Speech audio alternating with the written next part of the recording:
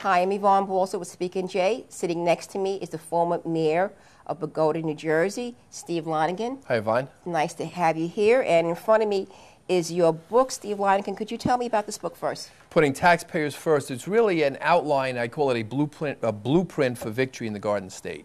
How we need conservative leadership to take back New Jersey, to preserve the future economy for the next generation, and it lays out really how New Jersey went from being an economic powerhouse in the United States to what's becoming a third-rate economy within the United States, and how we abandoned the very principles which I believe the nation was founded, both the economic principles and the social principles, and how you've seen a slow but steady shift from being what we all remember New Jersey, the people our age remember New Jersey being, to what it's become in the last 20 years.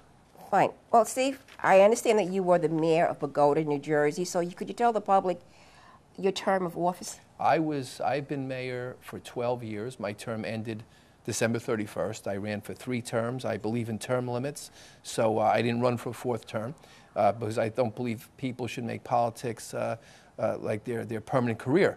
I think you should serve in office and after a term limited period move on to something else, and I had a terrific run. It was a great experience. I was elected 3 times in a Democrat town, elected as a Republican, in a town that elected Jim McGreevey, Menendez, Florio, Al Gore. But when it came my turn, I win in Bogota by significant numbers. Okay.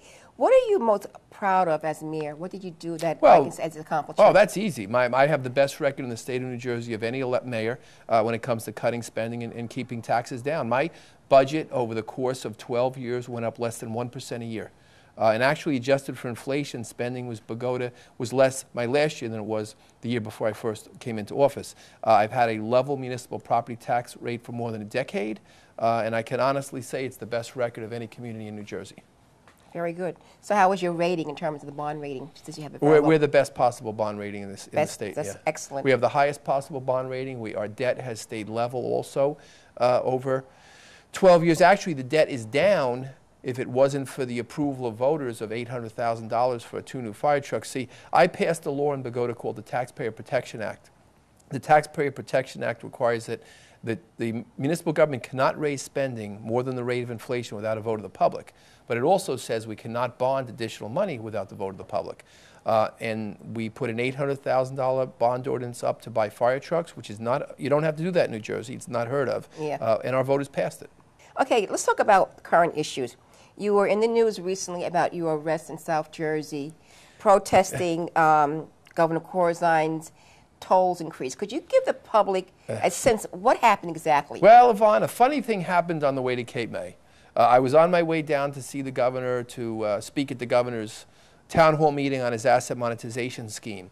And I brought some flyers to hand out with critical information people should know about the plan.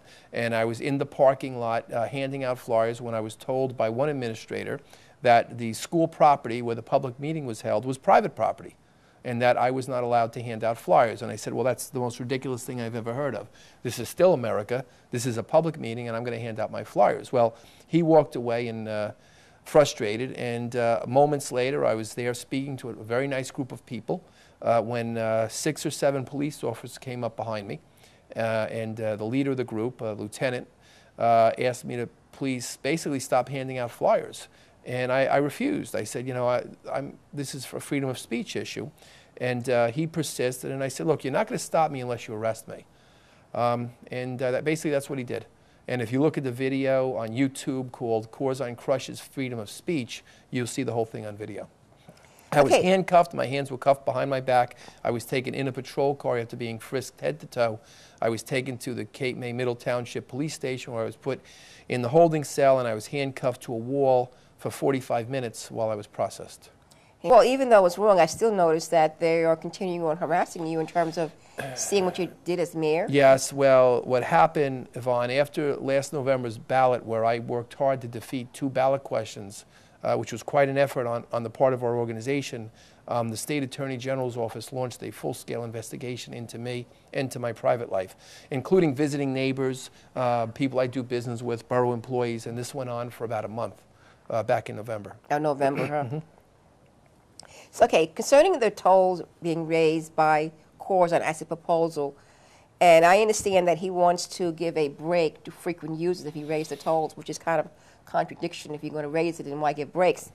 How would you close the budget gap if you was in his shoes? I'd cut spending. If I was the governor, I would take the state's budget. I would require that every department head cut their budget 10%. And if the department head says they can't do it, because you know they can, government is bloated in every direction, then I would just get new department heads that could. That would be step one. The other things I would do is I would require that all new employees coming to work for the state go into a 401k instead of the state's current pension system. New employees would have to contribute towards medical benefits like we do in the private sector pretty commonly. And I would eliminate actual departments. And there are government programs out there that have been started in the last decade that need to be eliminated. We need to bring New Jersey government back to the fundamentals and the basics, and that is to provide justice and a state where we can live under the rule of law and that we as individuals can prosper. Right now, we're moving away from that model towards that of an entitlement state where the government believes they can do everything better for us than we can do for ourselves.